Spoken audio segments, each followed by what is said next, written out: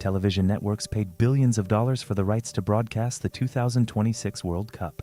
Pristine studio sets, veteran commentators, decades of broadcasting infrastructure built specifically for moments like this.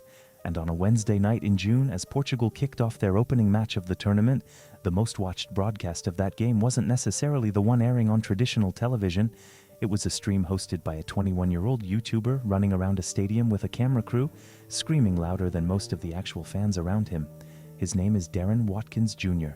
The internet knows him as iShowSpeed, and by the end of his Portugal opener stream, he'd pulled in 9.2 million viewers, a number that, by most reporting, outdrew the audience watching the same match on Fox's broadcast television network. That's not a fluke.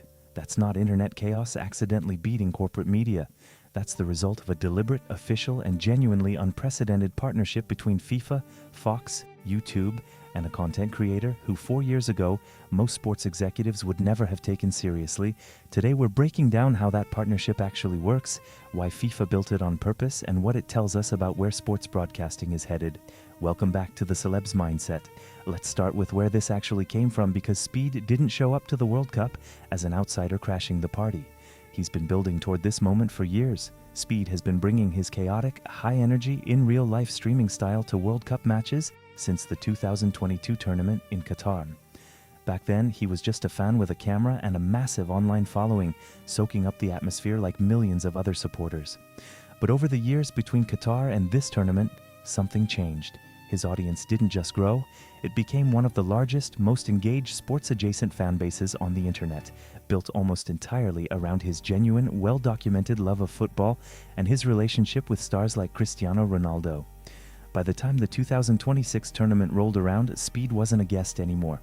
FIFA President Gianni Infantino personally granted him the first official FIFA fan ID issued ahead of the tournament, a symbolic but telling gesture signaling that the organization saw him as a legitimate part of the World Cup ecosystem, not just a sideshow attraction.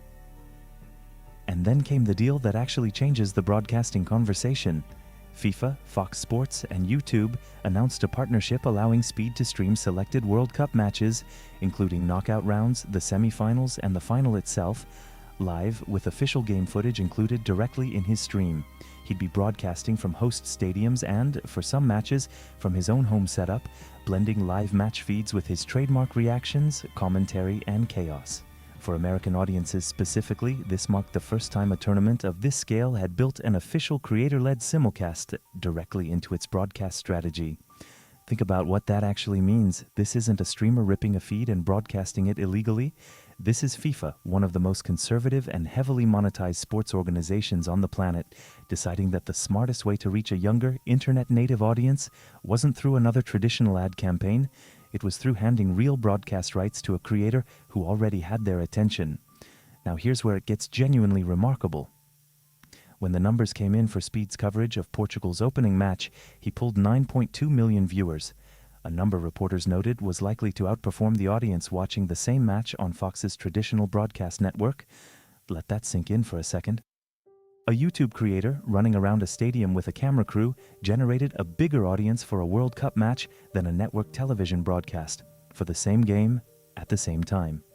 This isn't really a story about chaos beating professionalism, it's a story about distribution. Speed's audience doesn't sit down and wait for a channel to air a broadcast at a scheduled time. They follow him directly on platforms they already live on, watching content that feels less like a polished sports desk and more like experiencing the match alongside a massively excited friend. That's not a lesser product than traditional broadcasting. For a huge segment of younger viewers, it's simply a more honest one. And the partnership didn't stop at live streaming. In the lead up to the tournament, Speed released a track called World Cup Champions, written and produced as an unofficial anthem for the tournament. It opens with Speed calling out all 48 qualified teams in a single rolling chant, turning a track list into something closer to a crowd sing-along. The song went viral fast enough that Speed publicly tagged FIFA online, asking them to consider it for the tournament's official album.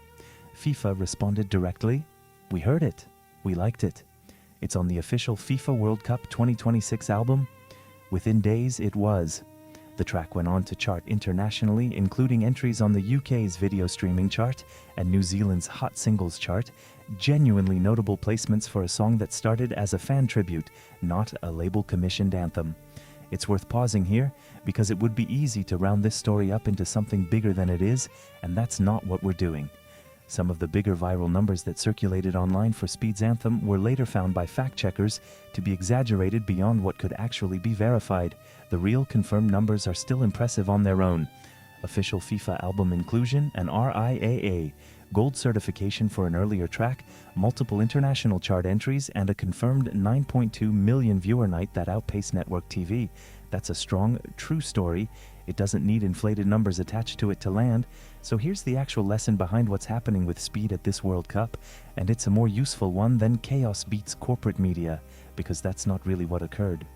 What actually happened is that one of the most institutionally cautious organizations in global sports looked at where its next generation of fans actually spends their attention, and instead of trying to force that audience back onto a traditional channel, FIFA built a real, official, sanctioned bridge to meet them where they already were. Speed didn't storm the gates. FIFA opened them because the math made sense. A creator with that scale of engaged, loyal, football-obsessed audience was worth more as a partner than as a problem to manage. That's the actual signal for the entertainment and sports industries to pay attention to. The next era of major sports broadcasting isn't necessarily television versus streaming. It's institutions figuring out how to officially fold creator-led distribution into their existing rights deals, the way FIFA just did with Fox, YouTube, and Speed, all working together rather than competing against each other. So, was FIFA's decision to officially partner with a streamer for World Cup broadcasting a genuinely smart, forward-looking move for reaching younger fans? Or does putting a chaotic, unscripted creator inside the official broadcast tent risk diluting the credibility of the tournament's coverage? Drop your take in the comments below, and if you want more breakdowns of how the biggest names in sports, music, and entertainment are actually building influence in 2026, based on what's real, not just what trends, subscribe to The Celebs Mindset. We're just getting started.